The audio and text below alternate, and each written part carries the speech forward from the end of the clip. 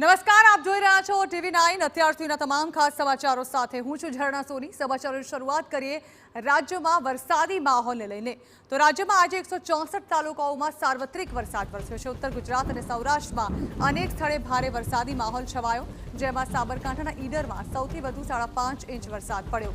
બનાસકાંઠાના ધાનેરામાં 4.5 ઇંચ વરસાદ ખાબક્યો। 15 તાલુકાઓમાં 2 ઇંચથી વધુ વરસાદ પડ્યો તો 42 તાલુકાઓમાં 1 ઇંચથી વધુ વરસાદ ખાબક્યો છે।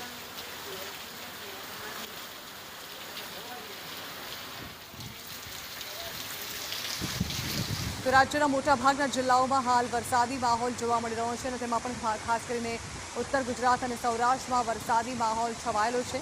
અત્યાર સુધી કુલ 42 તાલુકાઓમાં 1 ઇંચથી વધુ વરસાદ ખાબક્યો છે, જેમાં સૌથી વધુ સાબરકાંઠાના ઈડરમાં વરસાદી માહોલ છવાયો છે, જ્યાં ઠેર ઠેર નીચાણવાળા વિસ્તારોમાં પાણી ભરાયાની પણ પરિસ્થિતિ જોવા મળી છે અને ઈડરમાં સૌથી વધુ 5.5 ઇંચ વરસાદ ખાબક્યો છે।